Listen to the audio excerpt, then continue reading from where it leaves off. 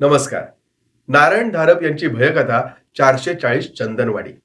या कथेच्या 13व्या भागात आपण पाहिलं की गौतमची वज्रेंशी भेट झाली आणि वज्रे हे नेमके काय आहेत हे त्याने जाणून घेतलं. त्यांच्यावर आता पुढील कार्याची त्याने जबाबदारी सोपवली. मग आता वज्रे पुढे काय करतात हे पाहण्यासाठी आपल्याला बघायचंय भाग 14वा. तर चला. वज्रे कामासाठी तयार होते हे उघड होतं, पण काम जमण्यासारखं नाही असं त्यांना वाटलं तर सरळ नकार देण्या इतका निर्भीड आणि प्रामाणिकपणा त्यांच्यात खास होता. तेव्हा त्यांच्याकडून काहीतरी समजल्याखेरीज पुढचा काहीही विचार हा अशक्यच होता. ते विनाकामाचे 6-7 दिवस त्याला अत्यंत कंटाळवाणे गेले. पण ही निष्क्रियता 7व्या दिवशी संपली. स्वतः वज्रेच त्याच्या ऑफिसमध्ये हजर झाले. उघड दिसत होतं की त्या 500 रुपयातली एक कवडीही त्यांनी स्वतःवर खर्च केली नव्हती. तीच धुवट बंडी, तेच धुवट धोतर. गौतमने त्यांना फक्त समोरची खुर्ची दाखवली. डॉक्टर, तुम्हाला सांगितल्याप्रमाणे मी शोध घेतला आणि तुम्ही दिलेले पैसे कामी आले. त्यांच्याशिवाय काम झालंच नसतं. मी काय करायचं ठरवलंय आणि ते का याचा तपशील मी तुम्हाला सांगत बसत नाही. एवढंच सांगायला आलोय की काम स्वीकारायची माझी तयारी आहे. फारच छान. पण एक आहे, यशाची खात्री मी देऊ शकत नाही. यशापेक्षा प्रयत्न जास्त महत्वाचा आहे. आधीपासूनच यशाची खात्री असेल तर प्रयत्नात माणूस इरेस पेटणारच नाही. आपण सर्वस्व पणाला लावणारच नाही. डॉक्टर, तुम्हाला खरं सांगू का, तुमच्या भेटीने मला जणू काही संजीवनीच प्राप्त झालीय. इतक्या उत्साहाने, इतक्या अधीरपणाने मी कोणत्याही उपक्रमात कधी सहभागीच झालो नाही. आता सांगतो मी काय करणार आहे ते. तो एक विधी आहे, यज्ञच आहे असं म्हणा. यजमानाची आवश्यकता आहे. शक्यतो त्या वास्तूशी संबंधित असावा. त्याचा काहीतरी व्यक्तिगत सहभाग किंवा हक्क असायला हवा. सदावर्ते गौतमच्या मनात विचार आला. मला ती जागा एकदा पाहायची आहे. नाही, गौतम तात्काळ म्हणाला. आपण हे बोलणार आहोत याची त्याची त्यालाच क्षणभरापूर्वी कल्पना नव्हती. नाही नाही नाही. कारण सांगतो. एका अर्थाने तुम्ही तिथे वावरणाऱ्या शक्तीच्या विरुद्ध बाजूस आहात, हो की नाही? मला असा अनुभव आलाय की विरोधकाची जवळी त्याला जाणवते. परिणाम कदाचित अति दुःखद होऊ शकतो. तिथे कशासाठी भेट घ्यायची याचं कारण सांगाल का मला? अहो, मी जो विधी योजला आहे त्यासाठी तिथे आवश्यक तेवढी सोयीची जागा आहे का याची मला खात्री करून घ्यायची. मग मी तुम्हाला त्या जागेचा नकाशा काढून दाखवतो. अंतर्भाव अगदी बिनचूक नसतील, पण फुटबॉलापेक्षा जास्त फरक पडणार नाही. गौतमने एक मोठा कागद घेतला. त्यावर रस्ता, 440 नंबरच्या प्लॉटचं फाटक, मध्ये पडलेला खड्डा आणि खड्ड्याच्या भोवतीचा तिन्ही बाजूंचा परिसर याचं एक चित्र काढलं. त्या चित्राकडे काही वेळ पाहून वज्रेंनी फाटकाच्या आत उजव्या बाजूवर एक बोट ठेवलं. ही जागा मला सोयीची वाटते. तिथे जरा साफसफाई करून घ्या. ठीक आहे. तुम्हाला काही सामान लागेल? नाही, ती व्यवस्था मलाच करावी लागणार आहे. मग त्यासाठी पैसे लागतील? हो. गौतमने खालच्या ड्रॉवर मधून 100-100च्या 10 नोटा काढल्या. त्या वज्रेंसमोर धरल्या. हे कमी पडत असतील तर सांगा. आता पुरते घेतो, आणखी गरज पडली तर सांगेन. छान. आता वेळेची काही कल्पना देता येईल का? मी जे वाचन केले ना त्यावरून मी असा अर्थ काढलाय की ती वेळ ही दिवस आणि रात्र यांच्यामधली, म्हणजे सूर्यास्त होण्याच्या क्षणाची असावी. शिवाय वेळेवर आणखी एक बंधन आहे आणि अमावस्या आणि प्रतिपदा यांच्यामधली ती वेळ असावी. आणि पंचांग पाहता मला 23 मेच्या संध्याकाळी 7:01 ही वेळ दिसते. त्या क्षणी विधीची समाप्ती व्हायला हवी. 23 मे म्हणजे जेमतेम 1 महिना राहिला होता. आता कार्यक्रमाला एक दिशा आली होती. वेळेची चौकट आली होती. माझ्याकडून तुम्हाला आणखी काही मदत हवी आहे का? या क्षणी तरी नाही, कारण आवश्यकता वाटल्यास मी तुमची गाठ घेईल. छान. आणखी एक, कामाची प्रगती कशी होत आहे याची दर 4-5 दिवसांनी कल्पना देत चला. निदान आठवड्यातून तरी एकदा. हो, ते तर मी अवश्य करीन. आता निघतो. ठीक आहे वज्रे. तुम्ही हे कार्य अंगावर घेऊन माझ्या शिरावरची फार मोठी जबाबदारी हलकी केली. अहो डॉक्टर, मी नाही तर दुसरा आणखी कोणी तयार तर झालाच असता की. गौतम काहीच बोलला नाही, पण मनोमन त्याची खात्री पटली होती की या कामासाठी वज्रे आणि फक्त वज्रेच योग्य आहे. आधी फोन केला होता तेव्हा येडाम त्याच्यासाठी थांबलेच होते. या बसा डॉक्टर. येडाम साहेब, तुम्हाला आता काही महत्वाचं काम आहे का? कारण मी जे काही सांगणार त्याला जरा वेळ लागणार आहे. चंदनवाडीतल्या बंगल्यात संबंधित आहे का? हो. मग सांगा की माझी बाकीची कामं थांबतील. कल्हारने एक प्रयत्न केला, तो अयशस्वी ठरला. मी आणि कल्हारने त्या जागेला भेट दिली आणि जवळजवळ जीवच जाण्याची वेळ आली. ते मी तुम्हाला सांगितलं. तुम्ही संमती दिली होती तेव्हा आणखी कुणी योग्य व्यक्ती भेटते का याचा शोध मी चालू ठेवला आणि सुदैवाने तशी व्यक्ती मला भेटली. त्याचं नाव आहे वज्रे गुरुजी. वज्रे गुरुजी? अहो, शाळेत काय मास्तर बिस्तर आहेत की काय? नाही, आपल्या भाषेत गुरुजी म्हणजे उपाध्याय, घरची सर्व धार्मिक कृत्य करणारे भटजी. वज्रे गुरुजी. येडाम काहीच बोलले नाही. येडाम साहेब त्यांना तिथे घडलेल्या एकूण एक घटना अगदी सविस्तर सांगितलेल्या. तिथे काय वावरत आहे याची पूर्ण कल्पना दिली. गेल्या 5-7 दिवस ते शोध घेत होते. शेवटी काल त्यांनी माझी भेट घेतली. त्यांनी मनाशी एक विधी योजलाय. 23 मेच्या संध्याकाळी 7:02 कार्य पूर्ण होईल असा त्यांनी मला विश्वास दिलाय. त्यांच्या काळ कामाची काय गणित आहेत हे मला काही माहीत नाही, पण त्यांच्या शब्दांवर माझा विश्वास आहे. येडाम जरा साशंक आवाजात म्हणाले, अहो, मागल्या केपीएस त्या कल्हारवर काम सोपवलं होतं, पण पहा ना काय झालं त्याचं. त्याचं काय येडाम साहेब, हे काम कोणा एकट्याच्या हातून होण्यासारखं नाही. मोठा दगड उलथवायला जसे 3-4 ताकदवान गाडी लागतात ना, तसाच प्रकार इथे. वज्रे गुरुजी आहेत, शिवाय कल्हारी लागणार आहे आणि शिवाय आणखीही काही काही लोक लागणार आहेत. अरे वा, म्हणजे फौजफाटाच उभा करायचा म्हणा की. पैशांचा विचार करीत असाल तर तो मनातून आधी काढून टाका येडाम साहेब. कल्हारची बिदागी त्याला मिळालीच आहे. बाकीचे सारे स्वखुशीने येणार आहेत. त्यांना पैशांची अपेक्षा नाही आणि गरज सुद्धा नाही. अहो, माझ्या शब्दांचा भलता अर्थ घेऊ नका डॉक्टर साहेब. पैशांसाठी मी कधी मागं पुढे बघत नाही. या वज्रे गुरुजींचं काय? हो, त्यांना काही ना काही द्यावंच लागणार. मी आतापर्यंत 1,500 दिले, आणखी तर लागले तर ते मागून घेतील. ठीक आहे, मी तुमच्यापाशी 5,000 देऊन ठेवतो. हरकत नाही. आणखी एक, बंगल्याच्या फाटकाच्या आत उजव्या हाताला 20x40चा मांडव टाका. तिथेच वज्रे गुरुजींचा विधी होईल आणि तिथे बाकीचे विधी होतील. नकळत गौतमच्या आवाजात एक धार आली होती. डॉक्टर साहेब, वास्तविक तुमचा यात काही संबंधच नाही. गौतमची मान एकदम वर आली. संबंध नाही म्हणता? येडाम साहेब, अहो 2-3 वेळा माझ्या अगदी जीवावर बेतलं होतं. ते मी या जन्मात तरी विसरू शकणार नाही. त्याच्या नाशामध्ये मलाही माझा भार उचलायलाच हवा. ते असू देत, ते मांडवाचं पहा बरं. आणखी काही गरज पडली तर तुमची भेट घेईनच आणि त्याखेरीज भेट घ्यावी लागणारच आहे. गुरुजींची प्रगती कोटवर आली हे देखील कळवायला. ठीक आहे, निघतो मी. त्याला थांबवून येडामनी आत जाऊन पैसे आणून त्याच्या हाती दिले. नोटांचं बंडल तसंच खिशात कोंबून गौतमने त्यांचा निरोप घेतला.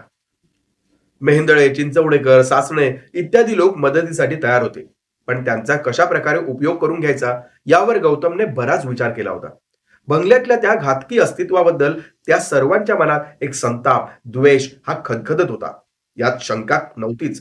तो धुमसचा संताप एकाच क्षणी व्यक्त झाला तर खूप मोठ्या प्रमाणावर मानसिक शक्तीचा निर्यास होऊ शकेल अशी त्याची खात्री होती. पण माणसाचा सुसंस्कृतपणा भावनांच्या प्रकटीकरणाच्या आड येतो. मनात असूनही माणूस मोठ्याने ओरडत नाही, वाद घालत असतानाही आवाज चढवत नाही. समाजात ताणतणाव निर्माण होऊ नये यासाठीच ते आवश्यक असेलही, पण आताच्या अपवादात्मक परिस्थितीत मनावरचं हे बंधन हाच अडथळा बनण्याची शक्यता होती. भावनांच्या संपूर्ण प्रकटीकरणाच्या वाटेतला हा अडसर दूर व्हायलाच हवा आणि त्यासाठी एकच मार्ग होता, हिप्नॉसिस. केवळ हिप्नॉसिस खालीच माणूस मनावरची ही कृत्रिम बंधनं झुगारून देतो. सामूहिक संमोहनाचे प्रयोग त्याला अमेरिकेत असताना पाहिले होते. तसा प्रयोग करायचा झाला तर त्याला पॅन्टॅथॉल सारख्या एखाद्या रसायनाची, CLZ-2 सारख्या एखाद्या वायूची मदत घ्यावी लागणार होती. शिवाय एखादी हिप्नॉटिक प्रकाश योजना आणि त्याच्या आवाज संभाषणाचा कौशल्य या 4ही घटकांचा एकत्र वापर करूनच ते साध्य करायला हवं. त्या दृष्टीने त्याने आपल्या प्रयोगाच्या आखणीला सुरुवात केली. वज्रे त्याला 7-8 दिवसांनी भेटायला आले. एक प्रकारचा अहवाल देण्यासाठीच आले होते. अपेक्षेप्रमाणे त्यांची तयारी सुरू झाली. सध्या तरी त्यांना पैशाची आवश्यकता नव्हती. मनात मागे ठेवलेला प्रश्न गौतमने आता विचारला. वज्रे, तुम्हाला एक विचारायचंय. सुरुवातीपासूनच मनात आहे. अवश्य विचारा. तुम्ही जो विधी करणार आहात तो काही एखाद्या शास्त्रीय प्रयोगासारखा नाही की ज्याचा फलित हे आधीच ठरवता येतं. डॉक्टर, माझ्या मनात यशाबद्दल कोणतीही शंका नाही. पण अशा विधीला काही पूर्वेतिहास नाही, मागचे दाखले नाहीत. त्याची काय आवश्यकता आहे? एखादी गोष्ट आपल्याला बरोबर पटते, पहिल्या क्षणीच मनाची खात्री होते. तसंच इथे मी ते संदर्भ वाचले, त्या क्षणी माझी खात्री झाली की माझ्या समस्येचं उत्तर इथे आहे. इतकी खात्री झाली? हो, अगदी 100%. वज्रे यांच्या आवाजात प्रखर आत्मविश्वास होता. छान. आपण ठरवलेल्या जागी 23 मेच्या सकाळीच मांडव टाकण्यात येणार आहे. तुमच्या विधीसाठी काही वेदी वगैरे रचावी लागणार आहे का? नको. 5-6 पाट लागतील आणि पाणी, बाकी काही नको. साधारणपणे केव्हा येणार? म्हणजे तिथे कोणी हजर असेल? मी 4:30च्या सुमारास येतो. गौतमकडे पाहत शेवटी वज्रे म्हणाले, डॉक्टर, तुम्हाला कसली तरी काळजी वाटत आहे असं दिसतंय. काळजीचं काही कारण नाही. आपण निष्ठेने काम केलं की त्याचं फळ दिसल्याशिवाय राहणारच आहे. गौतमने ठरवलं होतं की त्यांच्या यादीतल्या सर्वांना 4:30च्या सुमारास जागेवर बोलवायचं. शेवटच्या अर्ध्या तासात तो त्याचा हिप्नॉसिसचा प्रयोग करणार होता. दुसऱ्या सकाळी त्याने येडाम यांची गाठ घेतली. आधी येडामना वाटलं काही अडचणच निघालीये. नाही नाही, काही अडचण नाही, गौतम जरा हसत म्हणाला. येडाम साहेब, माझी काय योजना आहे ते आता सांगतो. तिथे 1932 मध्ये इनामदार यांनी हा सध्याचा बंगला बांधला. गेल्या 70 वर्षात तिथे 16-17 फॅमिलीज राहून गेल्या.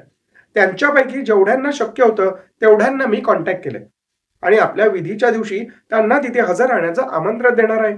अर्थात तुम्हीही हजर असालच ना? हो हो, मला तर तिथे असायलाच हवं. वेळेच्या आधी अगदी 1-2 मिनिटं आधी मी कल्हारला तिथे हजर राहायला सांगणार आहे. 7:02 विधी संपेल आणि माझी तर कल्पना आहे की काम यशस्वी झालं की नाही ते त्याच क्षणी समजेल. तुमचा काहीतरी वेगळाच प्लॅन आहे डॉक्टर. हो आहे, पण तो माझ्याखेरीज दुसऱ्या कोणासही माहीत नाही आणि माहीत होणारही नाही. नंतर मला सुचलं, 1-मे महिना म्हणजे वादळी पावसाचे दिवस. तेव्हा आपल्या मांडवावर पत्र्याचा छप्पर हवं. हो, ते तर असेलच. शिवाय ईज, पाणी, पंख, खुर्च्या, चहा पाणी सगळ्याची सोय होणार. डॉक्टर, काहीच काळजी करू नका. शेवटचे 2 दिवस गौतम सारखा फोनवर होता. सर्वांना तिथे 4 वाजता हजर राहण्याची सूचना करत होता, आठवण देत होता. 23 मेच्या दिवशी 12च्या सुमारास त्याने बंगल्याला भेट दिली. प्रशस्त मांडव टाकला होता. आता निम्म्या भागावर सतरंजा पसरल्या होत्या. शिवाय 50 खुर्च्या होत्या, टेबलं होती. कोपऱ्यातून मोठमोठे पेडेस्टल फॅन होते. मांडवाच्या खांबावर दिवेही लावलेले होते. पाण्याची स्टीलची पिंपे भरून ठेवली होती. ग्लासेस होते. शब्द दिल्याप्रमाणे येडामनी सर्व तयारी जय्यत केली होती. दुपारी 4 वाजता गौतम जागेवर हजर झाला. इतके दिवस आखत असलेल्या मोहिमेची आज अखेर होणार होती. अनेक गृहिते धरून, अनेक अंदाज बांधून, अनेक तर्क करून त्याने योजना आखली होती. त्यापैकी एक दुवा जरी कच्चा निघाला तरी सर्व डोलारा कोसळत खाली येणार. एकट्याच्या शिरावर त्याने फारच मोठी जबाबदारी घेतली होती. पण इंग्रजीत म्हण होती ना, desperate times need desperate remedies. आणि आता पाय मागे घेण्याची वेळ टळून गेली होती. फाटकातून आत आल्यावर समोर एलच्या आकाराचा मांडव टाकला होता. उजवीकडची आखूडपट्टी वज्रे गुरुजींच्या विधीसाठी होती आणि डावीकडची लांब बाजू जमणाऱ्यांसाठी. विशेष म्हणजे दोन्ही बाजूंनी समोर पाहिलं की भग्न इमारतीच्या सांगाड्यांच्या तळाशी साचलेलं काळं पाणी दिसत होतं. डावीकडच्या चौकोनात त्याने 30 खुर्च्या 3 रांगांमध्ये मांडल्या. त्यांच्या समोर टेबलं ठेवली. टेबलामागे एक पेडेस्टल फॅन आणून ठेवला आणि वरच्या वाशापासून एक वायर खाली सोडली. तिच्या शेवटला एक चांगला 100 वॉल्टचा बल्ब लावला. खास बनवून आणलेल्या अगरबत्त्या टेबलावरच ठेवल्या. 4:30 पासून एक जण यायला सुरुवात झाली. आधी वज्रे आले. रिक्षातून बरोबर बरंच सामान घेऊन आले. त्यांनी बरोबर आणलेलं सामान आतपर्यंत पोहोचवायला गौतमने त्यांना मदत केली. वज्रेंनी 4 पाट मांडले. एका पाटावर 2 विटा ठेवल्या. त्यांच्यावर मोठा पत्रा ठेवला. पत्र्यावर काळी माती चौकोनाच्या आकारात पसरली. मातीवर बारीक धलप्या रचल्या. बरोबरच्या तांब्यात पाणी भरून ठेवलं. दुसऱ्या पाटीवर तांदूळ पसरले. तांदळावर कुंकुवाच्या जाड रेषांनी काही आकृती चितारल्या. तांदळावर द्रोण मांडले होते. द्रोणांमधून दर्भ समिधांसारख्या काही पानांच्या जुड्या, काही बारीक फांद्यांच्या जुड्या होत्या. आणखी काही होतं. एव्हाना लोक यायला लागले होते आणि गौतमला त्यांच्याकडे लक्ष द्यावं लागलं. सदावर्ते आले. त्यांना वज्रे गुरुजींच्या हवाले केलं. सदावर्ते, तुम्ही जागेचे मालक आहात. या विधीचे यजमानपद तुम्हीच स्वीकारायला पाहिजे आणि गुरुजी सांगतील त्याप्रमाणे करा आणि माझ्यावर विश्वास ठेवा. त्याखेरीज तुमच्यावर अन्य कोणतीही, अगदी कोणतीही जबाबदारी येणार नाही. येडाम आले, नाना आले. ज्यांना ज्यांना त्याने फोन केला ते सर्वजण अगदी वेळेवर हजर झाले. जवळजवळ 22 जण. कल्लारही आला. त्याला एका बाजूला घेऊन गौतम म्हणाला, तुझ्या हातात घड्याळ आहे. कल्हारने मनगटावरचं घड्याळ दाखवलं. गौतमच्या घड्याळातली वेळ आणि कल्हारच्या घड्याळातली वेळ या दोन्हींमध्ये जवळजवळ 1.5 मिनिटांचा फरक होता. गौतमने कल्हारचं घड्याळ अगदी आपल्या घड्याळाशी जुळवून दिलं आणि घड्याळ त्याच्याकडे परत देता देत गौतम म्हणाला, कल्हार, आता मी काय सांगतो ते नीट ऐक. इथे काम फसता कामा नाही, नाहीतर काय धोका आहे हे तुला सांगायची गरज नाही. या घड्याळाप्रमाणे बरोबर 7 वाजता तू त्या खड्ड्याच्या काठावर जायचं. तोपर्यंत लांबच राहा. बरोबर 7 वाजता तिथे हजर हो. तू तिथे आलेला त्याला आपोआप जाणवलं तर तो काय करेल कल्पना नाही. बरोबर 7:01 तू त्याला हाक दे. जाग कर. जे काय करतोस ते कर. 7:02 गुरुजींचा विधी संपणार आहे. तो क्षण सर्वात महत्वाचा आहे असं मी समजून चालणार आहे. त्या क्षणी तू काठावर हवास, तयार हवास. समजलं? हो, समजलं डॉक्टर साहेब. मे महिन्याची अखेर. खरं तर ऊन कडक असायला हवं, पण 5 वाजल्यापासूनच आकाशात मळभ आलं होतं. मग तर आकाशातल्या काळ्या ढगांची रासच रचली होती. वादळी पावसाच्या खुणा दिसायला लागल्या. मधूनच एखादी सुसाट वाऱ्याची लाट कागद, काड्या, पानं उडवत जात होती. मंडपावर पत्रे टाकण्याची सूचना अगदी योग्य होती. 6:40च्या सुमारास गौतम शेजारच्या मांडवात गेला. वज्रे गुरुजींचे मंत्र म्हणणं, इतर उपचार चालू होते. त्यांची नजर गौतमकडे जाताच त्याने घड्याळावर बोट आपटून डोळ्यांनीच प्रश्न विचारला. वज्रे गुरुजींनी आधी दोन्ही हातांची 7 बोटं आणि मग एका हाताची 2 बोटं दाखवली. 7:02 एका बाजूला ठेवलेली वाटी गौतमला दिसली. वाटीत दूध होतं. त्याने बोटाने दुधाची चव पाहिली. गोड होतं. तिथलाच एक चमचा उचलून त्याने तो दुधाच्या वाटीत ठेवला. आतल्या खिशातून एक लहानशी बाटली काढून त्यातले 6-7 थेंब त्याने दुधात टाकले.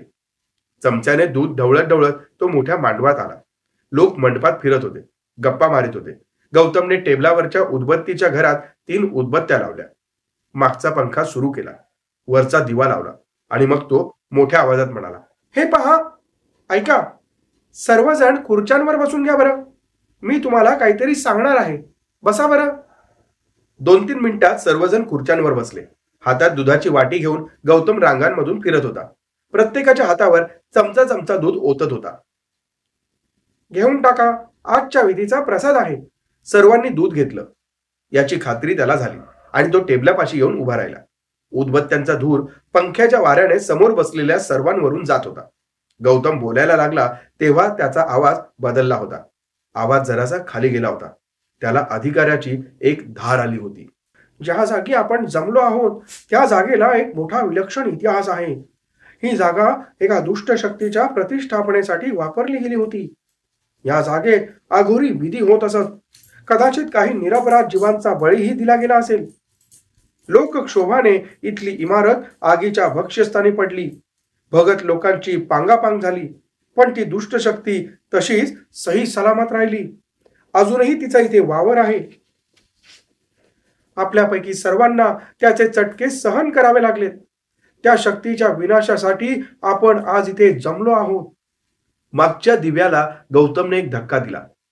शेवटी जोडलेल्या वजनामुळे तार लांब झोका घेऊ लागली.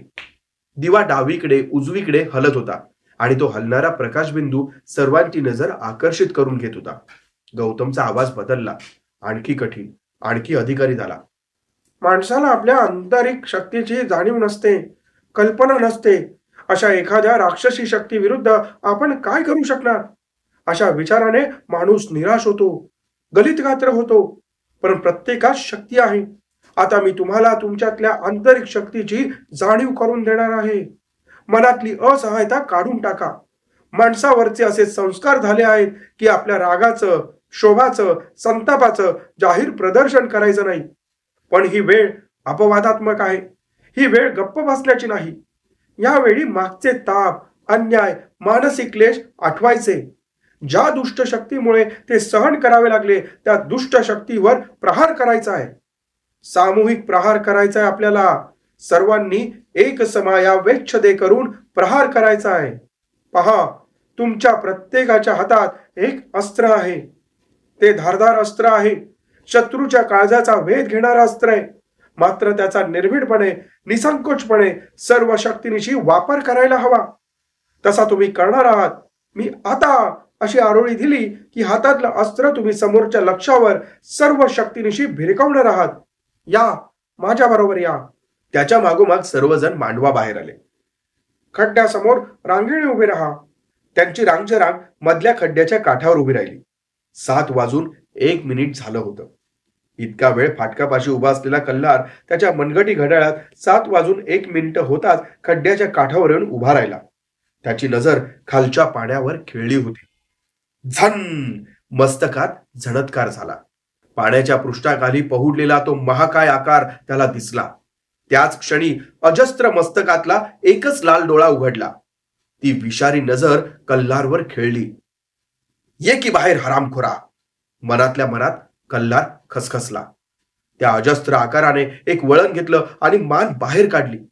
वावभर पसरलेला जबडा, त्यात हाताहाता एवढे अणुकुचीदार सुळे, भूगर्भातून पायातून सर्व शरीरभर ती रसरसती शक्तीची लाट पसरली.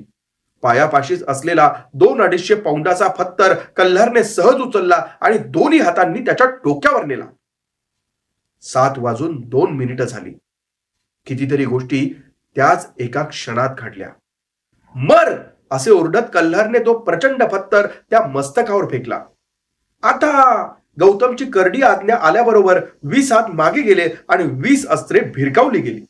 आग्नेय स्वाहा वज्रे गुरुजींची शेवटची आहुती यज्ञात पडली. कल्हारच्या आघाताने जे कोणी होतं ते जखमी झालं होतं. इतरांना अदृश्य पण कल्हारच्या भेदक नजरेला सोनेरी बाणांसारख्या दिसणाऱ्या 20 अस्त्रांनी ते आणखी घायाळ झालं होतं. पण त्याचा अंत झाला नव्हता.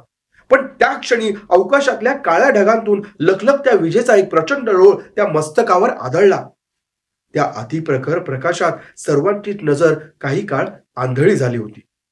नाहीतर त्यांना खालच्या पत्थरासारख्या कठीण आकाराचा भुगाभुगा झालेला दिसला असता. लक्षावधी व्होल्टच्या आणि हजारो अंश तापमानाच्या त्या जबरदस्त वज्रमुठीतच त्या अनैसर्गिक अस्तित्वाचा नाश करण्याची शक्ती होती. दिपवणाऱ्या लखलखाटा मागोमाग कांठळ्या बसवणारा कडकडाट आला. खाली पाहण्याचं भानही कोणाला नव्हतं. दशदिशांत, तिन्ही काळात आणि इतरही वेगवेगळ्या मितीत पसरत गेलेले त्याचे तंतू होरपळून नाश पावत होते. अघोरी भक्तांच्या क्रूर विधींनी घडवलेल्या रक्तरंजित देहाचा भुगा भुगा होत होता. शक्ती द्रव्यात असते, आकारातही असते आणि रचनेतही असते. हवेतून उडणाऱ्या कागदी विमानाच्या घड्या उलगडल्या की हवेवर तरंगणारा तो एक साधा कागद होतो. पोलाद भेदणाऱ्या हिऱ्याच्या द्रव्य रचनेत बदल झाला की त्याचा साधा ठिसूळ कोळसा होतो. त्या सैतानी रचनेचे पाश उलगडत होते. सर्व शक्ती स्रोत एकदा आणि कायमचे नष्ट होत होते.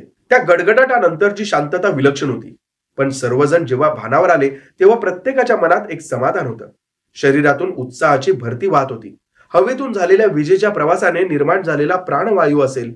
सर्वांना अत्यंत उल्हासित वाटत होता. यात शंका नव्हती. गौतम आधी कल्हारकडे आला. त्याला घेऊन तो वज्रे गुरुजींपाशी आला. गुरुजी, हा कल्हार. कल्हार हे वज्रे गुरुजी. त्या दोघांचे हात त्याने एकावर एक ठेवले. त्यांच्यावर आपले हात ठेवले. एक क्षण मात्र तोच विचार तिघांच्या मनात आला. आपलं काम यशस्वी झालं आहे. तिघही एकमेकांकडे पाहून हसले आणि मग त्यांच्या भोवती लोकांचा गराडा पडला. इतक्या गलबला व्हायला लागला की गौतम मोठ्याने म्हणाला, हे पहा, आपण सगळे मांडवात जमूया का? तिथे नीट बोलता येईल. एक एक करीत शेवटी सर्व मांडवातल्या खुर्च्यांवर येऊन बसले. वाटेत येडामने गौतमला विचारलं, डॉक्टर, काम झालं का? गौतमने मानेनेच हो अशी खूण केली. चला मग मी चहा कॉफीची व्यवस्था करतो, येडाम म्हणाले आणि एका बाजूस गेले. सर्वजण खुर्च्यांवर बसले होते. वक्त्याची भूमिका आपोआपच गौतमकडे आली होती. पण आता काहीही ताण नव्हता. वातावरण खुशीचं होतं. आधी सर्वांना एक चांगली बातमी द्यायची आहे, गौतम म्हणाला. ज्या हेतूने आपण इथे जमलो आहोत तो हेतू साध्य झालाय. ज्या दुष्ट अमानवी शक्तीचा इथे वावर होता ती शक्ती नष्ट झालीय. मी तपशिलात जात नाही, पण मानस शक्तीचा, मंत्रशक्तीचा आणि तंत्रशक्तीचा एकत्रित असा हा परिणाम आहे. आणि अर्थातच आपण सत्याच्या, पुण्याच्या, शुचित्वाच्या बाजूला होतो. तेव्हा आपल्या पाठीशी दैवी शक्तीचं पाठबळ होतच.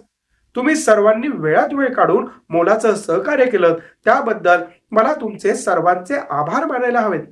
येडाम यांची माणसं चहा कॉफीचे ट्रे आणि काहीतरी खाद्यपदार्थांच्या डिशेस घेऊन मांडवात आली. प्रसंगाला एकाएकी एका पिकनिकचं स्वरूप झालं होतं. काही वेळाने बहुतेक सर्वजण आपापल्या घरी गेले.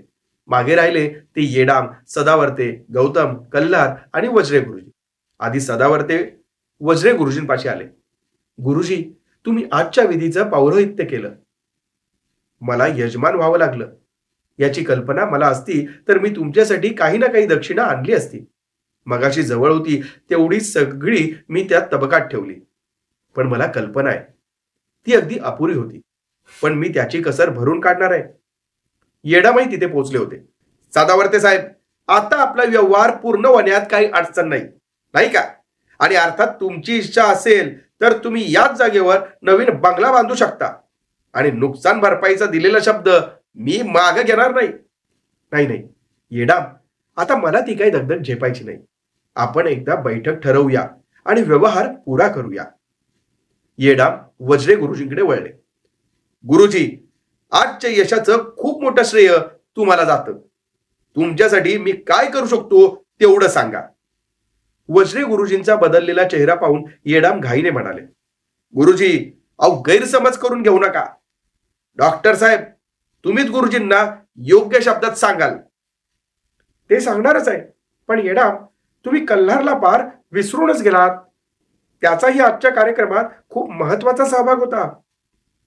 अहो, मुळीच विसरलो नाही, पण कल्हारची आणि गुरुजींची गोष्टच वेगळी आहे. कल्हारच्या काय अपेक्षा आहेत याची मला पुरी कल्पना आहे आणि त्याची अजिबात निराशा होणार नाही याचं मी तुम्हाला आत्ताच वचन देतो. डॉक्टर, वज्रे गुरुजी प्रथमच बोलले, मला जो काही शोध घ्यायचा होता त्याचा खर्च तुम्ही भागवलात. मला जी काही साधन सामग्री जमवायची होती त्याचाही खर्च तुम्ही दिला. आजच्या विधीची दक्षिणाही मला मिळाली. आणखी द्रव्याची किंवा लाभाची अपेक्षा मी का करावी? कोणीही म्हणत नाही की तुम्ही अपेक्षा करीत आहात, पण एखाद्याची जर खरोखर मनापासूनची इच्छा असेल की उपकाराच्या भावनेतून तुम्हाला काहीतरी भेट द्यावी तर तुम्ही ती स्वीकारायला हवी. त्याच्या भावना दुखवून त्याला सतत तुमच्या उपकाराच्या ओझ्याखाली तुमच्या ऋणात ठेवणं हा त्याच्यावर अन्यायच होणार नाही का? अहो, मला कुणाच्याही भावना दुखवायच्या नाहीत.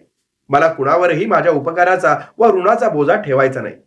त्यांना ज्यात समाधान असेल ते त्यांना करू दे. मी जातो. येडाम, सदावर्ते, कल्हार आणि हो डॉक्टर, मी जातो. माझा पत्ता डॉक्टरांना माहित आहे. हातातली पिशवी सांभाळत वज्रे गुरुजी निघाले सुद्धा. अहो गुरुजी, त्यांच्या मागे 2 पावलं जात येडाम म्हणाले, मी तुम्हाला पोचवायची सोय करतो, थांबा की. वज्रे थांबले नाहीत, माघारी वळले नाहीत, चालतच राहिले. फक्त डावा हात वर करून त्यांनी काही नको अशी खूण केली. येडामने दोन्ही हात हवेत उचलले. अशा माणसांशी कसं वागायचं हेच समजत नाही, ते म्हणाले. येडाम, माझं एक ऐकतं का? गौतम म्हणाला. तुम्हाला माहीतच आहे की हे वज्रे गुरुजी शहरातल्या राम मंदिराच्या ओवरीत राहतात. काय? त्यांना स्वतःची खोली नाही? एक जागा होती, पण खटल्यात गुरुजींच्या विरुद्ध निकाल लागून ती गेली. कोर्ट कज्जे लढवण्या इतकी गुरुजींच्या जवळ माया नाही आणि फुरसतही नाही. माणूस मोठा स्वाभिमानी आहे. अशाच स्वाभिमान दिवसणं म्हणजे जन्माचं शत्रुत्व पत्करणं. पण मला तर त्यांच्यासाठी काहीतरी करायची अगदी मनापासून इच्छा आहे. अहो, त्यांच्याखेरीज इथला प्रश्न मिटला असता का? आणि तो प्रश्न मिटल्याखेरीज जागेचा व्यवहार झाला असता का? ठीक आहे, ऐका तर मग, गौतम म्हणाला. सदावर्ते, प्लॉट 7,500 चौरस फुटाचा तरी असेल ना? निवासी भागा आहे. FSI 1 धरला तरीही 7,500 फुटाचं बांधकाम होऊ शकतं. इथला भाव 2,000 धरला तरीही 1.5 कोटी रुपयांची प्रॉपर्टी उभी राहू शकते. माझे आकडे बरोबर आहेत? बरोबर आहेत. पण पुढे? येडाम, यातला 1% खर्च करून तुम्ही एक काम करू शकता. मगापासूनच हा विचार माझ्या मनात येत होता. आपण शेतातले तण सराटे काढतो, पण एखाद्याचं अगदी बारीकसं मूळ जरी मागे राहिलं तरी पाहता पाहता सराट्याचं रान माजतं. येडाम, या जागेत कितीतरी वर्ष, 70-75 वर्षांचा इतिहास आपल्याला माहीतच आहे. पण प्रत्यक्षात ही कीड भूतकाळात खरोखर किती मागे जाते आपल्याला माहीत नाही. सांगायचा अर्थ एवढाच की इथली जागा दूषित आहे. समजा एखादा बारीकसा अंश मागे राहिला तर कालांतराने परत एकदा ती विषवल्ली इथे फोफावणार नाही का? एकदा आपल्याला दैवी शक्तीची, नशिबाची म्हणा हवी तर साथ मिळाली. त्या एका अपघाताने इथली दुष्टता नष्ट झालीये, जमीन पावन झालीये. ते पावित्र्य कायम राखलं पाहिजे. इथे सतत दैवी शक्तीची उपासना होत राहायला हवी आणि त्याला एकच मार्ग आहे. इथे एखाद्या देवतेची स्थापना करायला हवी. आजकाल मोठमोठ्या हाऊसिंग कॉम्प्लेक्स मधून गणपतीची, शंकराची मंदिरं बांधलेली दिसतात. तुम्हाला ते शक्य नाही का? इथे एखादं गणेश मंदिर बांधणं अशक्य आहे का? मूर्तीची प्राणप्रतिष्ठा, नंतरची दैनंदिन पूजा अर्चा, मासिक अभिषेक इत्यादी सर्व तुम्ही वज्रे गुरुजींकडे सोपवू शकता. वाटलं तर मंदिराच्या पुजाऱ्यासाठी मागेच एखादा लहानसा पण स्वयंपूर्ण ब्लॉक ठेवू शकता. तुम्हालाही त्यांच्या उपकाराची परतफेड केल्याचं समाधान मिळेल. गुरुजींनाही यात काहीही गैर वाटणार नाही. तो त्यांचा व्यवसाय आहे. माझी तर कल्पना आहे ते ही जबाबदारी अगदी आनंदाने स्वीकारतील आणि अगदीच आवश्यकता भासली तर मी त्यांच्याशी 2 शब्द अवश्य बोलेन. पहा विचार करून. येडामच्या चेहऱ्यावरूनच दिसलं होतं की त्यांना ही कल्पना अगदी मनापासून पसंत पडली. शेजारी कल्हार सारखी चुळबुळ करत होता. मालक, जाऊ का? शेवटी त्याने विचारलं. तुला कोठं सोडायचंय? नाही, मी आपला जातो. केव्हा येणार आहेस बंगल्यावर? उद्या सकाळी येतो का? हो मालक. ठीक आहे, ये तू. मी वाट पाहिन तुझी. कल्हार जायला वळला तसा गौतम म्हणाला, कल्हार. काय डॉक्टर साहेब? आपली पण भेट व्हायला हवी. आजच्या सर्व प्रसंगावर आपल्यात बोलणं व्हायला हवं. काय? इतर वेळी उग्र वाटणाऱ्या कल्हारच्या चेहऱ्यावर एक हास्य आलं. हो, बरोबर आहे. भेट व्हायला हवी. केव्हा येऊ? सकाळच्या केव्हाही ये. हे माझं कार्ड जवळ ठेव. त्यावर पत्ता आहे. डॉक्टर साहेब, मी तुमची नक्की भेट घेईन. कल्हार वळला आणि सपासप पावलं टाकीत बाहेर निघून गेला. येडाम गौतमकडे जरा नवलाने पाहत होते. डॉक्टर, अहो कल्हार म्हणजे खेडापाड्यातून, झोपडपट्टीतून अंगारे दुपारी करीत हिंडणारा मांत्रिक पंचाक्षरी. आणि तुम्ही तर नव्या जमान्यातले डॉक्टर. पण तुमच्या दोघात काहीतरी खास रिश्ता नातं जमल्यासारखं वाटतं. येडाम, तुम्हाला वाटतं तितका कल्हार साधा माणूस नाही. मी एवढंच सांगतो, त्याचीही आज फार मोलाची मदत झाली. आणि तुम्ही? अहो या सगळ्या माग तुम्ही आहात हे न कळणे इतपत मी काय खुळा आहे का? खरं तर तुम्ही नसतात तर कोणाच्याच हातून काहीच झालं नसतं. सगळी जमवा जमव, सगळी मांडामांड तुमचीच आहे. आणि मला तर दिसतं त्यात तुमचा कवडीचाही फायदा नाही. हे कसं काय डॉक्टर? येडाम, सदा सर्व काळ सर्वच गोष्टी पैशांसाठीच का करायच्या असतात? पैसा महत्वाचा आहे यात शंकाच नाही. पण पैशांपलीकडेही काहीतरी गोष्टी आहेत. नव्या ज्ञानाची ओढ म्हणा, नव्या अनुभवाची अपेक्षा म्हणा, मनाची जिज्ञासा, कुतूहल, काहीही म्हणा. मानवाच्या आकलनात त्यामुळे भर पडते. अरे, मी तर अगदी एखाद्या प्रोफेसरांसारख्या व्याख्यानबाजीच करायला लागलो की. पण येडाम, मी सांगतो त्यावर विश्वास ठेवा. कल्पनाही नव्हती इतके नवनवीन अनुभव मला गेल्या काही दिवसात आले आहेत. बंद भिंती वाटत होत्या, तिथं दारं उघडली. नव्या आणि आश्चर्यकारक प्रदेशात मला प्रवेश मिळाला. येडाम, अहो लाखो रुपये मोजले असते ना तरी हा अनुभव, हे ज्ञान, हा साक्षात्कार यातलं काहीही मिळालं नसतं. मी खरोखर अगदी समाधानी आहे. डॉक्टर, तुम्ही, कल्लार आणि वज्रे गुरुजी अगदी एका माळेचे मनी आहात आणि विक्षिप्त आहात. समजलं? येडाम हसत म्हणाले. येडाम आणि सदावर्ते यांच्यात पुढच्या आठवड्यातच खरेदी खतावर सह्या झाल्या. भूमिपूजनाच्या विधीसाठी वज्रे गुरुजींनाच बोलवायचं येडामांनी ठरवलं होतं आणि दुसऱ्या कोणाचीही मध्यस्थी न होता ते स्वतःच गुरुजींना भेटणार होते. संध्याकाळची वेळ त्यांना सोयीची होती, तेव्हाच ते गेले. भेट झाली नसती तर त्यांनी दुसरी एखादी वेळ निवडली असती. पण गुरुजी ओवरीत होते, वळकटीला टेकून बसले होते आणि कसलं तरी बरंच जुनं वाटणारं पुस्तक वाचत होते. ओवरी समोर येडाम उभे राहिले तरी गुरुजींची मान वर काही आली नाही. अनेक जाणारे येणारे त्यांच्याकडे नवलाने पाहत असले पाहिजे. नमस्कार गुरुजी, शेवटी येडाम म्हणाले. गुरुजींची मान वर आली. येडामना पाहताच ते जरासे हसले. अरे येडाम, तुम्ही आणि इथे? हो, इथंच. तुमची गाडी यायची म्हणजे इथंच यायला हवं नाही का? येडामनी पायातले स्लीपर काढून ठेवले. कंबरभर उंचीच्या ओट्यावर चढून ते गुरुजींच्या समोर बसले. गुरुजी, तुमच्याकडे माझं एक काम आहे. मग सांगा. चंदनवाडीतल्या त्या प्लॉटचा खरेदीचा व्यवहार आता पुरा झाला आता नकाशे वगैरे होतील, पासिंगला जातील. तुमच्याकडं माझं काम होतं. भूमिपूजनासाठी तुम्ही चांगला मुहूर्त शोधून काढा आणि विधीसाठी पण तुम्हीच या, हेच सांगायला मी आलो. तुम्हीच बसणार का पूजेसाठी? हो. मग तुमची जन्मतारीख आणि वेळ मला देऊन ठेवा. येडाबांच्या डायरीत ही माहिती नोंदलेलीच होती. एका कागदावर ती उतरवून तो कागद त्यांनी गुरुजींसमोर ठेवला. साधारण 2-3 दिवस लागतील. काहीच हरकत नाही. 2 दिवसांनी चौकशी करीन. निघू मग? येडा, तुम्हाला जरासं सांगायला पाहिजे. गुरुजींचा आवाज जरासा कठीण झाला. फ्लॅट अपार्टमेंटच्या खरेदी विक्रीशी माझा काहीही संबंध नाही, पण दररोज पेपरात काही बाई छापून येत असतं.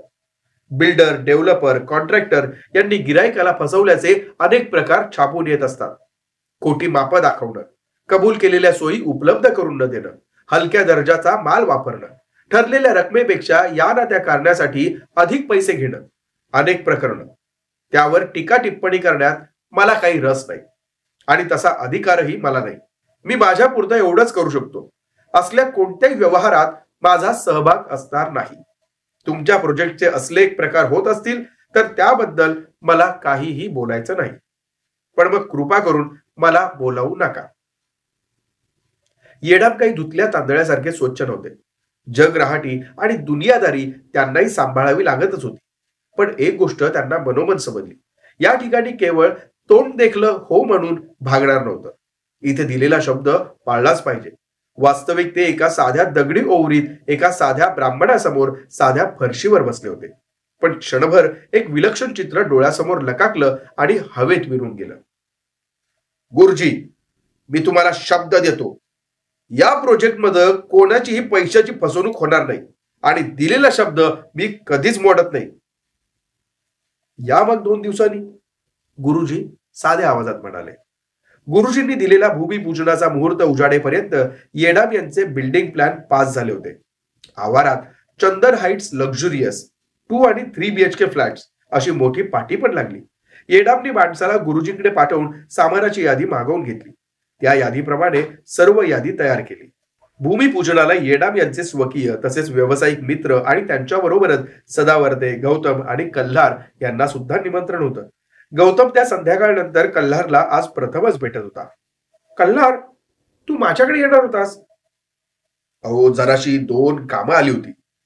आता रिकामा आहे, आता येतोच. गौतमला असं वाटलं की कल्हारच्या चेहऱ्यावरचा उग्रपणा जरा कमी झाला होता. ये ना, वेळ काढूनच ये. हो डॉक्टर साहेब. मग त्यांना जास्त बोलायला वेळच मिळाला नाही. बरोबर दिलेल्या वेळी गुरुजी हजर झाले. गौतमला वाटलं यांच्या वेशात आणि वागण्यात काडीचाही बदल झालेला नाही. साधारण अर्ध्या तासात विधी आटोपला. मागाहून अल्पोपहाराची व्यवस्था होती. गौतम कल्हारला शोधत होता, पण तो गायब झालेला दिसला. कदाचित त्या उच्चभ्रू लोकांमध्ये वावरणं त्याला अतिशय कठीण झालं असावं. गौतम प्लेट भरून घेत असतानाच येडाम त्याच्यापाशी आले. त्याच्या हातात प्लॅनची एक मोठी नळकांडी होती. येतं का इकडे जरा? डॉक्टर, ते म्हणाले. एका टेबलावर त्यांनी प्लॅन उलगडला. डॉक्टर, तुमची सूचना मला अगदी योग्य वाटली आणि मी ती अंमलात पण आणली. ग्राउंड फ्लोअरला हे दोन्ही बाजूला पार्किंग प्लॉट आणि इथं मध्ये गणपतीचं मंदिर, पुढं 12x10चं पोर्च, गाभारा 20x12चा आहे आणि प्रत्यक्ष आतलं गर्भगृह 12x12चं आणि माग 24x12चा सिंगल रूमचा फ्लॅट. गुरुजींना आपली कल्पना पटली तर तिथेच राहू शकतील. अरे वा, बेस्ट. येडाम, मात्र एक करा, सगळं पूर्ण झाल्यावरच त्यांना भेटा. त्यांना भेटा असं म्हणू नका डॉक्टर. आपण भेटणार आहोत. आपण? हो, तुम्हाला बरोबर घेऊन जाणारच आहे. आणि डॉक्टर, आणखी एक सांगायचे, प्लॅन पास होणार याची मला खात्रीच होती. तेव्हा वर्तमानपत्रातून जाहिराती दिल्या होत्या आणि किती रिस्पॉन्स यावा डॉक्टर. आजवर इतक्या स्कीम केल्या, पण हा अनुभव मला आजवर कधीच आला नाही. मला तर वाटतं कंस्ट्रक्शन सुरू होण्याआधी सर्वच्या सर्व फ्लॅट बुक होणार वाटतं. लोकेशन चांगली आहे, किंमतही रिझनेबल आहे. अहो, तेवढंच एक कारण नाही. येडम जरासे हसत म्हणाले. अहो, गुरुजींची आज्ञा. गुरुजींची आज्ञा? न समजून गौतम म्हणाला. म्हणजे काय? अहो, त्यांना भूमिपूजनाच्या विधीचं कार्य देण्यास गेलो तेव्हा त्यांनी अट घातली. आजकाल या कंस्ट्रक्शनच्या धंद्यात जे काही गैरप्रकार चालतात त्यातलं एकही इथं कामं होता नाही. मनाशी म्हणालो, काही हरकत नाही डॉक्टर, या अम्युनिटीज पहा. 24 तास पाणी, 24 तास पॉवर बॅकअप, 24 तास सिक्युरिटी, प्रत्येक फ्लॅटला लोखंडी ग्रिलचा दरवाजा, marble flooring, kitchen platform, kitchen cabinet, वर एक्झॉस्ट फॅन सुद्धा, विजेची फिटिंग, ट्यूब, दिव, पंख आणि किंमत अगदी वाजवी. धंद्याच्या दृष्टीनं मूर्खपणाचं, पण त्याचे रिटर्न यावानं मिळालेच. येडाम, केवळ गुरुजींनी यावं एवढ्यासाठी हे सारं? हो, अहो गुरुजी नसते तर ही स्कीम कागदावर आलीच नसती. शिवाय वर नुकसान भरपाईचा 1,00,000-1,50,000चा फटका बसला असता तो या काळात. येडाम वळले. चला, इतर लोकांशी काहीतरी बोलायला हवं. गौतम डिश घेऊन गुरुजींच्या जवळ आला. त्यांनाही कोणीतरी एक डिश आणून दिली होती. डिश त्यांनी शेजारीच पाटावर ठेवली होती आणि येडामनी दक्षिणा ज्या पाकिटात घालून दिली होती ते पाकिट गुरुजी उघडून पाहत होते. बसू का इथे गुरुजी? गौतमने विचारलं. अरे डॉक्टर, या ना, बसा. गुरुजींनी पाकिट गौतमला दाखवलं. 250 आहेत, ते म्हणाले. गुरुजी, मला यातलं काही माहित नाही. ठीक आहेत का? हो, योग्य आहेत. आमच्यात बोलणी होतात, साधारण एवढेच देतात. पण मला शंका आली म्हणून मी पाकिट उघडून पाहत होतो. गुरुजी, हे येडा माणूस म्हणून कसे काय वाटले? येडा चांगले आहेत, दिल्या शब्दाला जागणारे आहेत. पण अजून तर इमारत तर उभी राहायची. अहो, माणसाचा प्रामाणिकपणा प्रत्येक शब्दात, प्रत्येक हालचालीत दिसतो. सच्चाईचा आत्मविश्वास काही वेगळाच असतो. गुरुजी, कल्हार भेटला? हो, भेटला ना, आणि जाताना माझा निरोपही घेऊन गेला. कल्हार तुम्हाला कसा वाटतो गुरुजी? डॉक्टर, अहो त्याच्यातही काहीतरी वेगळेपणा आहे. तसा अशिक्षित आहे, पण ज्ञान काही केवळ मंत्रसंहिता पाठ केल्यानेच येतं. माझी खात्री आहे तो मला पुन्हा भेटणार. गुरुजींनी डिश मधला एक पदार्थ संपवला. डिश खाली ठेवून ते पाटावर उठले. डॉक्टर, निघतो आता. यजमानांना भेटून घेतो. गुरुजी, जरा थांबा. ते तुम्हाला सोडण्याची व्यवस्था करतील. व्यवस्था झाली तर ठीकच आहे, पण मी काही त्याच्यासाठी थांबणार नाही. बरं, निघतो. भेटूया पुन्हा. गुरुजींची काहीतरी सोय झाली असणार. 8च्या सुमारास येडामांचा निरोप घेऊन गौतम परत आला. दारापाशीच कल्हार त्याची वाट पाहत थांबला होता. अरे कल्हार, तू किती वेळ थांबलायस? वेळेचे काय डॉक्टर साहेब, तुमची भेट घ्यायची होती. अरे पण उद्या सकाळी आला असतास तरी चाललं असतं की. अहो, उद्या एका ठिकाणी जायचंय. दार उघडता उघडता गौतम म्हणाला, ये रे आत. कल्हार त्याच्या मागोमाग आत आला. एका खुर्चीवर बसला. तिथे थांबला नाहीस रे? तिथं आपलं काय काम? मालकांना भेटलो, तुमची भेट झाली, गुरुजींना भेटलो, बस. बाकी आपला काही संबंध नाही. पुढचे शब्द बोलताना कल्हार जरा अडखळत बोलत होता. तुम्हाला आणखी एक सांगायचंय डॉक्टर साहेब. तिथे मी मुद्दाम आलो होतो. आपलं काम नीट झालं का नाही ते पाहायला. नुसतं पाहून तुला समजलं? हो, आणि जागा साफ झाली ते पण खरंय. आपलं काम अगदी झकास झालंय. डॉक्टर साहेब, म्हटलं जायच्या आधी तुमच्या कानावर घालावं. हल्ली बराच गडबडीत दिसतो रे. डॉक्टर साहेब, आम्ही अडाणी माणसं. हातावरचं पोट, धंद्यासाठी बोलावणं येईल तिकडे जावं लागतं. कल्हार, माझ्याशी थापा मारू नकोस. हे अडाणीपणाचं सोंग पुरे कर. येडाम शेटजींकडून तुला व्यवस्थित रक्कम मिळाली आहे मला माहित आहे. कल्हार जरासा हसला. अग तुमच्यापासून काय लपून राहणार डॉक्टर साहेब, पण खरं तेच सांगतो. त्या संध्याकाळपासून एक दिवस काही मोकळा बसलेलो नाही. सारखी कुठे ना कुठे बोलावणी येतात. पण मनाशी एक ठरवलंय डॉक्टर साहेब, खोटं सांगायचं नाही, फसवायचं नाही. काम आवाक्यातलं असेल तर घ्यायचं, नाहीतर राम राम आणि पैशासाठी अडवायचं नाही. देवाच्या कृपेने सध्या तरी सर्व काही चांगलं चाललंय. कल्हारला कल्पना नाही तो किती खरं बोलत होता. गौतमला वाटलं, डॉक्टर साहेब, मागच्या खेपेत स्वयंपाकघरातल्या त्या तळघराकडे पाहिलं तेव्हा जुनी पडळ, मातीची जमीन, खाली जाणारा जिना, खालची भगत मंडळी सगळं दिसलं होतं. आज पाहिलं काही नाही, अजिबात काही नाही. सगळं साफ आहे. कल्हार निघाला. जाता आता तो म्हणाला, आल्यावर भेटतोच पुन्हा डॉक्टर साहेब. चंदन हाईट्स 9-10 महिन्यात पूर्ण झालं. गौतम अनेक वेळा तिथे गेला होता. आवारातली अगदी मोजकीच झाडं तोडावी लागली होती. एका मागे एक अशा 2 ग्राउंड प्लस 5 अशा इमारती उभ्या राहिल्या होत्या.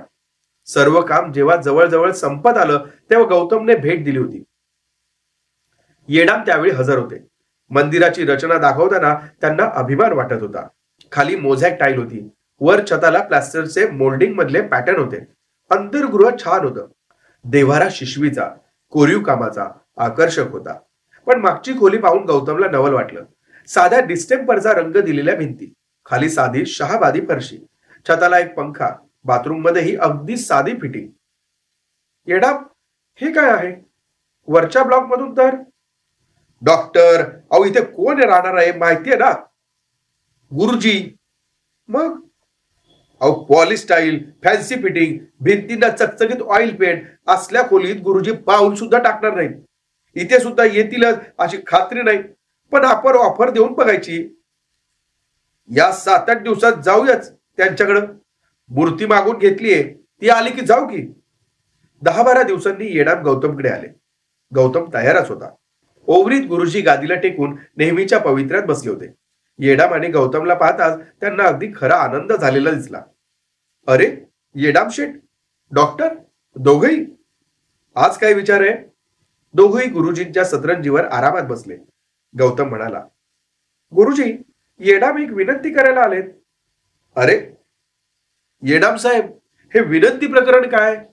गुरुजी, सुरुवातीस मी येडामांना एक सुचवलं होतं.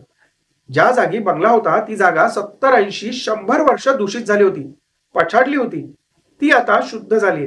पण त्या दुष्टतेचा काही अंश मागे राहिला तर त्यावर एकच तोडगा, तिथे सतशक्तीची स्थापना, देवतेचं मंदिर निर्माण करणं. खलातला खल मनुष्य सुद्धा मंदिरात प्रवेश करताना शुद्ध पवित्र भावनेने जातो. तिथे शेकड्यांनी भाविक येतील. ती जागा सतत पवित्र आणि पूज्य राहील. वा, ही कल्पना फारच छान आहे. गुरुजी, तुम्ही एकदा प्रत्यक्ष त्या जागेस भेट द्या. शास्त्र वचनानुसार काही कमी जास्त आहे का याची पाहणी करा. येडामांची इच्छा आहे की मूर्तीची प्रतिष्ठापना तुमच्या हस्तेच व्हावी. पण नाही, आणखी ऐका. येडाम यांची मनापासून इच्छा आहे की तुम्ही तिथेच वास्तव्य करावं. मंदिराच्या मागे राहण्यासाठी चांगली सोय केली आहे. तिथे राहून तुम्हाला रोज पूजा अर्चा, चतुर्थीचे अभिषेक इत्यादी सर्व व्यवस्थित करता येईल. येडाम यांची मनोमन खात्री आहे की केवळ तुम्ही होतात म्हणून ती जागा शुद्ध झाली, त्यांचा व्यवहार झाला, त्यांची स्कीम उभी राहिली. येडाम तुम्हाला देणगी किंवा दान म्हणून काहीही देत नाही. पूजा अर्चा, अभिषेक इत्यादी हा तुमचा व्यवसाय आहे. मागची जागा तुमच्या सोयीसाठी आहे. तीही येडाम तुम्हाला दान म्हणून देत नाही. तुम्हाला योग्य वाटेल ती रक्कम तुम्ही त्यांना दर महिना भाडे म्हणून द्या. तुमच्या मनात कोणताही किंतु राहू नये अशी येडाम यांची इच्छा आहे. तुमची जी बहुमोल मदत झाली त्याची काही ना काही अंशी परतफेड करण्याची त्यांची इच्छा आहे. गुरुजी, तुम्ही म्हणाला होतात मी कोणावरही माझ्या ऋणाचा बोजा ठेवणार नाही. येडामनी तुम्हाला दिलेला शब्द पाळला. आता शब्द पाळण्याची पाळी तुमच्यावर आहे. गुरुजी मोठ्याने हसत म्हणाले, डॉक्टर, अहो मागेच तुम्हाला म्हणालो होतो तुम्ही एक अफलातून माणूस आहात आणि तेच पुन्हा एकदा सिद्ध झालं. तुम्ही मला सुटकेची वाटच ठेवली नाही. येडाम शेठ, मला तुमची सूचना मान्य आहे. मलाही सतत देवाचा निकटचा सहवास लावेल. हातून देवाची सेवाही होईल. मी उद्या सकाळी तिथे येतो. येडामनी केवढा तरी मोठा सुटकेचा उसासा सोडला. संध्याकाळी स्वतःशीच विचार करीत बसलेला असताना गौतमच्या लक्षात एकाएकी ती गोष्ट आली. आणि आधी कशी आली नव्हती याचा नवलही वाटलं.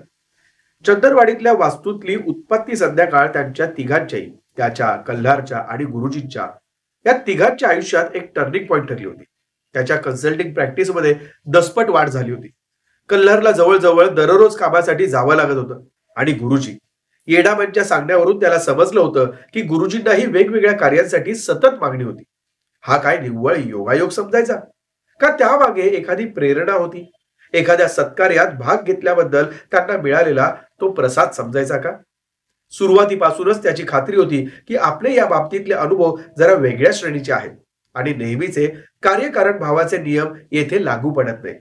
पण ही गोष्ट त्याला स्वतःपाशीच ठेवावी लागणार होती. तो याची वाच्यता कोणापाशीही करू शकणार नव्हता. गुरुजींच्या हस्ते गणेश मूर्तीची प्रतिष्ठापना झाली. गुरुजी चंदन हाईट्स मध्ये राहायला पण आले. मागच्या बाजूची जागा त्यांना मनापासून आवडली. गणेश मूर्ती समोरच्या दानपेटीत महिन्याकाठी इतकी रक्कम जमा व्हायला लागली की गुरुजींना पैशांची उणीव अजिबात भासेनाशी झाली. पण विशेष म्हणजे गुरुजींना इतक्या ठिकाणाहून बोलावणी यायला लागली आणि सर्व बडे बिल्डर, डेव्हलपर, कॉन्ट्रॅक्टर, काही प्रोजेक्ट शहरापासून खूप अंतरावर होते. गुरुजींसाठी गाडी येत असे. सोमनी गुरुजींनी थट्टेत उच्चारलेले शब्द प्रत्यक्षात खरे ठरले होते. त्यांच्यावर आडून नजर ठेवणाऱ्या गौतमला त्यांची प्रगती दिसतच होती आणि अधूनमधून कल्लार भेटला की तो सांगायचा, असे सोन्याचे दिवस आजवर पाहिले नव्हते डॉक्टर साहेब. पडद्यामागची चाकं आपल्या गतीने फिरत होती हेच खरं. आपण पाहिलं 440 चंदनवाडीमध्ये एक गोष्ट आपल्याला सर्वांना शिकायला मिळाली. या तिघांनी म्हणजे डॉक्टर गौतम, कल्हार आणि वज्रे गुरुजी या तिघांनी आपलं काम मनापासून केलं आणि मनापासून केलेल्या कामाचं जे फळ मिळतं ना ते चिरकाल टिकणारं असतं आणि तेच या तिघांना मिळालं. आपलं मनुश्री आर्ट्स हे चॅनल शेअर करा, लाईक करा आणि सबस्क्राईब करा. तर बघूया पुढची भयकथा नेमकी कुठली असेल. आपण देखील सुचवू शकता. धन्यवाद.